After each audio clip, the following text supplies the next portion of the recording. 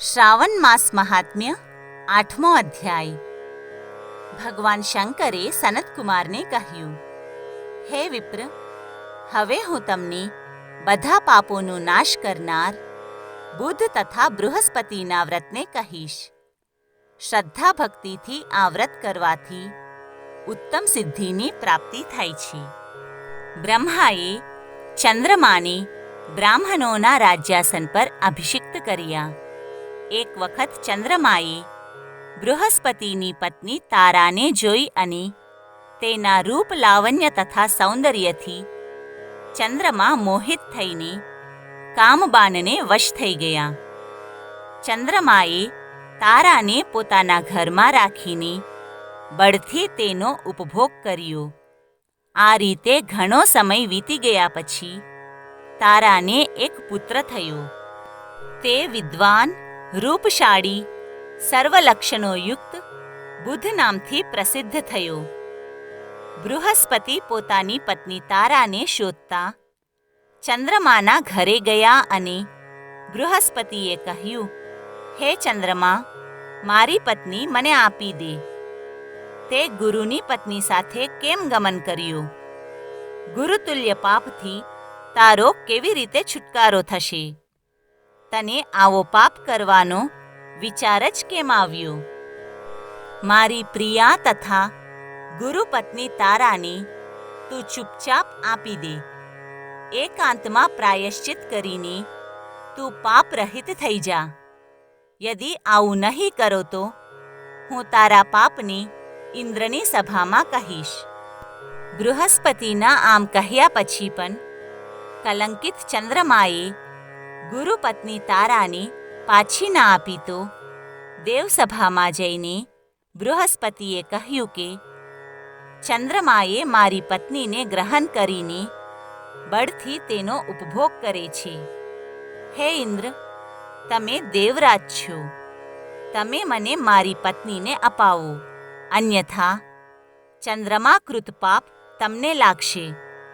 શાસ્ત્રના નિર્ણયથી રાજ્યનો પાપ રાજાને ભોગવવો પડે છે। પુરાણોમાં કહ્યું છે કે દુર્બલના બળ રાજા છે। ગુરુની વાત સાંભળીને ઇન્દ્રે ચંદ્રમાને બોલાવ્યા અને ક્રોધિત થઈને કહ્યું કે હે ચંદ્ર, ગુરુ બૃહસ્પતિની પત્નીને આપી દે। અન્યના પત્ની સાથે ગમન કરવું પાપ કહેવાય છે। ગુરુ પત્ની સાથે ગમન કરવું તો મહાપાપ કહેવાય છે। અથા હે ચંદ્ર, ગુરુની પત્નીને વગર વિચારે તું પાછી આપી દે।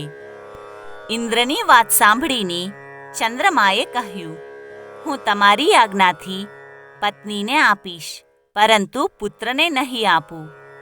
આ પુત્ર મારાથી ઉત્પન્ન થયો છે, મારા વૈભવથી સંપન્ન છે। આ સાંભળીને બૃહસ્પતિએ કહ્યું, પુત્ર તો મારાથી ઉત્પન્ન થયો છે। આ વાત સાંભળીને દેવતાગણોને સંશય ઉત્પન્ન થયો। દેવતાઓએ વિચાર કર્યો અને કહ્યું, કોના દ્વારા પુત્ર ઉત્પન્ન થયો છે એ વાત તો માતા જ જાણતી હોય।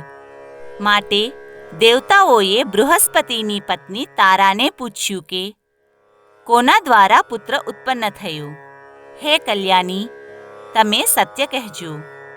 ત્યારે લજ્જાથી સંપન્ન થઈને તારાએ કહ્યું, ચંદ્રનો ઔરસ અને બૃહસ્પતિનો ક્ષેત્રજ પુત્ર છે। તમને જે સુયોગ્ય લાગે એમને આપો।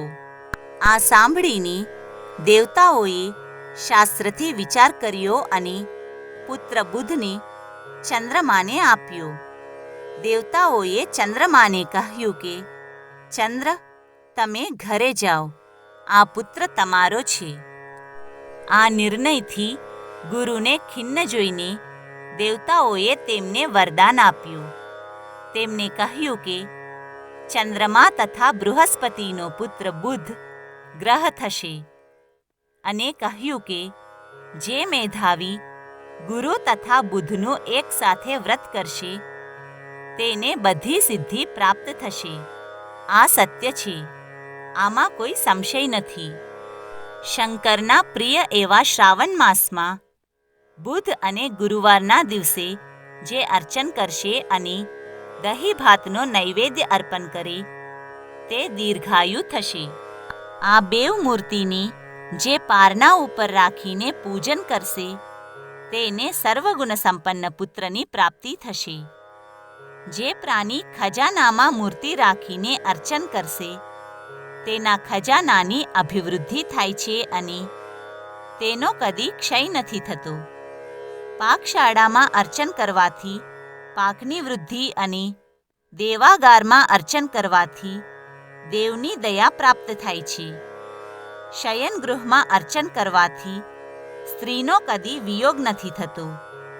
ધાન્ય ગૃહમાં મૂર્તિ રાખીને અર્ચન કરવાથી ધાન્યની વૃદ્ધિ થાય છે. આ પ્રમાણે ત્વસ્થાનમાં તેનું ફળ મળે છે.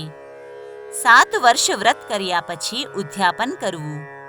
દિવસમાં અધિવાસન કરીને રાત્રે જાગરણ કરવું. સોનાની પ્રતિમા બનાવીને વિધિ દ્વારા અર્ચન કરવું. ષોડશોપચારોથી પૂજન અર્ચન કરીને હોમ કરવો. તલ, ઘી તથા ખીર પ્રજ્વલિત અગ્નિમાં હોમીને ચીચડા તથા પીપલની સમિધાથી હોમની પૂર્ણાહુતિ કરવી.